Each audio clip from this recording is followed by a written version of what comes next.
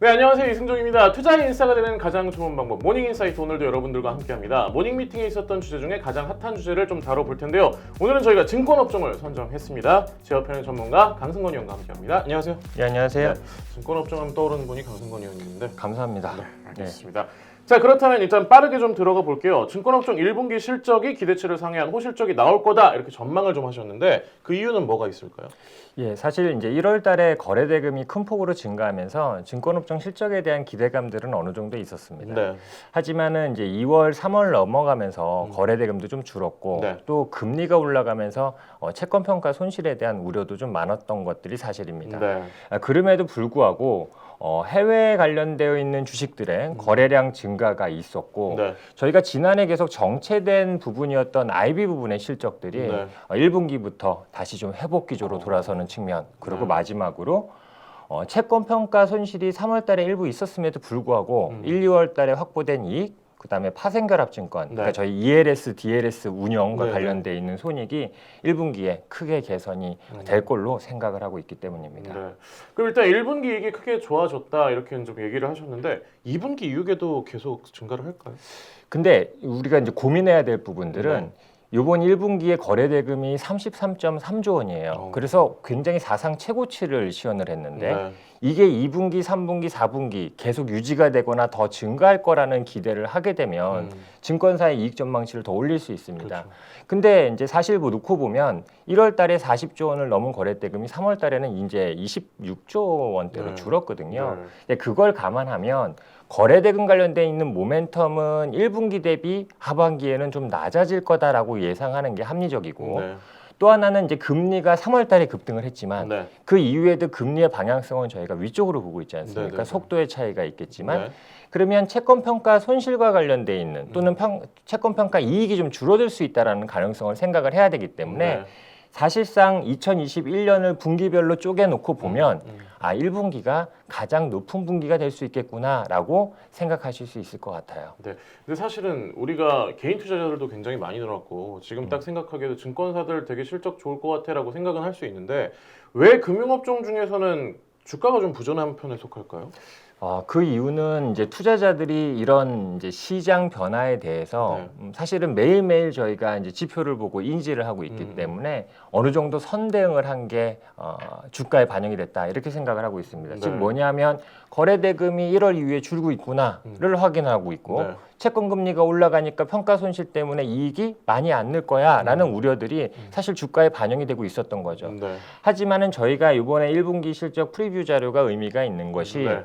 그럼에도 불구하고 1분기 실적은 서프라이즈가 나올 걸로 저희가 생각을 하고 있으니 네. 최근에 부진한 주가를 감안했을 때 사실은 상승 여력이 발생을 했다. 네. 그러니 지금 관심 다시 가지셔도 된다라고 말씀을 드릴 수 있는 거죠. 증권업종에 매력이 있다. 주식으로 예. 봤을 때요. 그렇게 좀 얘기를 정리할 수 있겠고, 자, 최선호 종목으로 삼성증권과 한국금융지주를 꼽아주셨고요. 관심 종목으로는 키움증권을 꼽아주셨는데 그 이유는 뭐라고 했을까요? 우선은 이제 저희가 앞서서 지금의 상황들을 설명을 드릴 때 네. 거래 대금 관련돼 있는 모멘텀이 약화될 수 있어요라고 말씀을 드렸잖아요. 네네. 왜냐하면 지난해 3분기, 4분기가 거래 대금이 26조 원대였다는 말이죠. 일평균 거래 대금이. 네. 그러면 지금 수준으로 쭉 옆으로 간다라고 치면 네. 올해 3분기, 4분기가 되면 YOY로 거래 대금 모멘텀은 사실 없어지는 거랑 그렇죠. 똑같잖아요. 그러다 보니 결국 투자자들이 플러스 알파를 요구하는 부분들은 네. 거래 대금 외에 더 뭐가 더 있어. 이제 이걸 찾는 거죠. 그러면 IB가 됐던 트레이딩이 됐던 자회사 실적이 됐던 그 외의 것들을 찾게 되는 거고 네. 저희가 지금 이제 최선호 종목으로 말씀드리고 있는 삼성과 그다음에 한국금융지주는 네. 그 플러스 알파를 만들어줄 수 있는 회사다라고 생각을 하고 있기 때문에 저희가 최선호 종목으로 유지를 하는 겁니다. 네. 예를 들어서 지난해에 놓고 보면 네. 정부의 부동산 PF 규제 이후에 증권사들이 보유하고 있는 채무보증 대출 규모들이 다들 줄었어요. 네. 그런데 이제 삼성증권만 유일하게 지난해 채무보증 규모가 늘었습니다. 늘었어요. 왜냐하면 그 전에는 워낙 IB 쪽이 좀 상대적으로 좀 부진했었는데 네. 그거를 캐치업하기 위해서 지난 2, 3년 동안 노력을 했고 그것들이 채무보증과 IB 실적으로 지금 나타나고 있는 중이거든요. 네. 그러면 거래대금 쪽에서 약간 부정적인 영향이 있더라도 얘는 이런 걸로 메꿀 수 있겠구나. 또 하나는 삼성증권이 이제 채권 금리 변동에 따른 네. 채권 평가 손익의 민감도가 가장 낮은 회사입니다. 즉 보수적으로 운영을 한다라는 거죠. 네. 그러다 보니 하반기 금리가 올라가는 구간에서 상대적으로 잘 방어를 할 수 있겠구나라는 측면이 이제 삼성이고요. 네. 한국 같은 경우에는 이제 많은 자회사를 가지고 있습니다. 네. 뭐 한투파도 있고 운용사, 자산운용사도 네, 있고 네. 저축은행도 있고 그다음에 캐피탈도 있고 브로커리지와 관련된 수수료 수입이 네. 전체 한국금융지주 이익에서 차지하는 비중을 놓고 보면 네. 결국 자회사들의 실적들을 감안을 했을 때는 상대적으로 비중이 좀 적잖아요. 그렇게 되기 때문에 결국 자회사로 분산되어 있는 이런 수익 구조는 네. 결국 하반기에 약간 약해질 수 있는 모멘텀에서 방어 역할을 해줄 수 있다. 이제 요게 한국금융지주까지를 저희가 최선호 종목으로 유지하는 이유입니다. 네. 즉 다변화된 수익 구조. 네. 저희가 많이 쓰는 말이죠. 일단 최선호 종목 잠깐 정리를 해보면 삼성증권 IB 실적 그리고 채권 평가 손실 우려에서 조금 높은 점수를 받았다고 볼 수 있고요. 그쪽 방어에. 네, 한국금융지주는 좀 분산이 돼 있는 거, 자회사로 분산돼 있는 거에서 좀 리스크 요인이 적다. 그렇죠. 그런 식으로 좀 정리가 될 것 같고 관심 종목 다시 얘기 드리면 키움증권입니다. 예, 키움증권은 아시다시피 대표적인 브로커리지 중심의 회사입니다. 네. 근데 이 회사가 사실 많은 변화들을 만들어 왔어요. 네. 몇 년 전부터는 PI 쪽도 많이 늘렸고 또 최근에 한 2년 사이에서는 IB 실적들도 많이 좋아졌고 뭐 자회사도 인수를 하면서 네. 수익 구조가 과거에 비해서 많이 다변화된 건 사실입니다. 네. 하지만은 그래도 여전히 브로커리지 관련된 수익의 민감도가 큰 그렇죠. 회사이거든요. 네. 근데 이제 아직까지 회사에서 결정된 바는 하나도 없습니다만 5월 달에 이제 그 대주 시장, 즉 네. 공매도 시장이 다시 열리게 됐을 때 네. 이제 키움 같은 경우는 리테일에서 워낙 경쟁력을 가지고 있는 회사다 보니 네. 이 대주 시장에 대해서 어느 정도 진출을 고민할 수 있겠구나라는 게 이제 시장의 추정입니다. 그러다 보니 대주 시장에 진출을 하려면 네. 지금의 자본보다는 자본을 좀 더 늘리는 게 효과적일 텐데 네. 라는 생각들을 하고 있고 그러다 보니 이 회사가 5월 달에 대주 시장이 열리기 전에 자본 확충을 할 우려도 있구나라는 것들이 반영이 되면서 상대적으로 최근에 주가가 좀 부진하게 움직였어요. 네. 또 뭐 토스증권이라는 등 네. 여러 가지 나머지 그 MTS로 새로 출시하는 회사들이 있다 네. 보니 경쟁 심화 우려들 뭐 이런 것들이 반영이 되면서 주가가 상대적으로 굉장히 약세를 보였습니다. 네. 하지만은 이 회사가 가지고 있는 이제 신용에서의 높은 마진율 이런 것들을 감안을 할 때 이 증자가 만약에 증자를 혹시 하게 된다면 네. 나쁜 거냐라고 봤을 때 중기적으로 이건 긍정적일 가능성이 훨씬 높거든요. 확률적으로. 그렇다면 지금은 이 자본에 대한 확충에 대한 불확실성 때문에 주가가 많이 눌려 있지만 네. 결국 한다 안 한다를 회사에서 결정을 하게 되면 네. 그 이후에는 이 불확실성이 줄어들면서 사실 지금 언더했었던 주가가 회복될 수 있다라는 겁니다. 그래서 지금 이 회사가 나오는 이 이익 레벨에서의 ROE를 감안하면 네. 지금 주가가 비싼 주가가 아니다는 점, 특히 이런 불확실성 우려로 주가가 최근에 조정을 받았기 때문에 네.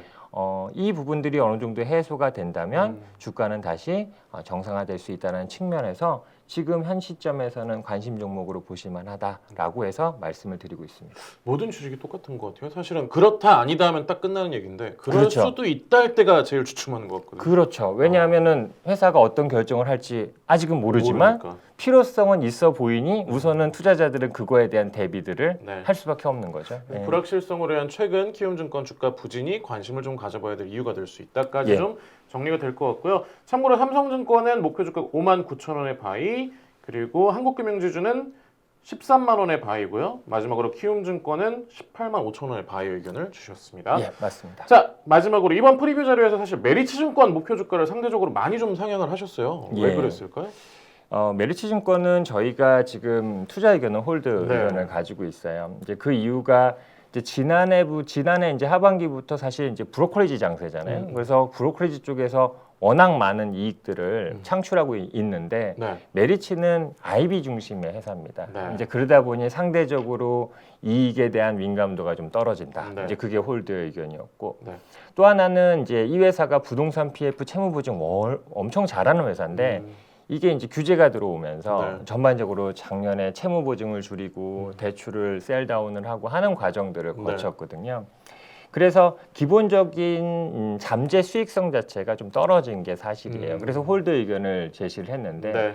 요번에 1분기 실적을 저희가 추정을 해보니 IB 실적이 생각보다 빨리 회복이 될 수 있다라는 우리가 기대를 좀 가지게 됐고 네. 이제 그런 부분들 때문에 저희가 이 회사의 베타를 지난해에 많이 조정을 해놨었던 걸 일부 원복을 시킨 겁니다. 네. 이제 그러다 보니 요번에 이제 홀드 의견이지만 목표 주가가 상대적으로 좀 더 많이 올라간 그런 측면이 있다라고 보시면 될 것 같아요. 알겠습니다. 일단 메리츠증권은 그래도 투자 의견은 홀드를 유지를 하신 거고. 예. 알겠습니다. 오늘 저희 증권업종에 대해서 좀 얘기를 나눠봤는데 끝으로 좀 1분기 증권업종 한마디로 정리하면 이럴 것 같다 이렇게 좀 얘기를 해주시고 2분기도 이렇게 될 수 있을 것 같다 짧게 좀 얘기를 해주시면 어떻게 될까요?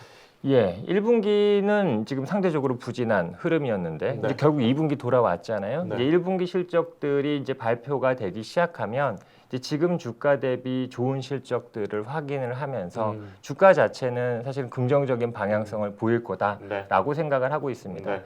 하지만 이제 증권업종은 다른 업종과 달리 이익이 주가에 영향이 크게 미치냐 아니면 코스피나 코스닥의 움직임이 주가에 영향을 크게 미치느냐를 굳이 구분을 해본다면 네. 이익보다는 주가가 조금 더 힘이 셉니다. 오. 그 이유는 뭐냐면 네. 이익은 이미 확정이 된 거고 네. 주가는 향후의 이익의 흐름을 결정짓기 때문인 거죠. 네. 따라서 저희가 1분기 이익이 아무리 서프라이즈가 나와도 갑자기 2분기 때 외부 요인으로 인해서 코스피가 급락을 하면 증권주는 버틸 재간이 없습니다. 따라서 시장의 움직임까지 같이 사실은 좀 고민을 해야 되는 업종인데 네. 저희는 지금 있는 상황에서는 실적이 주가에 반영될 수 있는 정도의 최소한 시장 환경은 2분기에도 유지될 수 있다라고 생각을 하고 있습니다. 그럼 전체적인 전망은 포지티브를 유지하신 거고요? 예, 맞습니다. 알겠습니다. 증권회사에 다니고 있는데도 저도 몰랐던 증권업종의 특징도 좀 알 수 있었던 시간이 아니었나 싶고요. 자, 저희는 내일도 가장 핫한 리포터와 함께 돌아오겠습니다. 오늘 증권업종 함께 해준 강승건 위원과 함께했습니다. 내일 다시 돌아올게요. 감사합니다.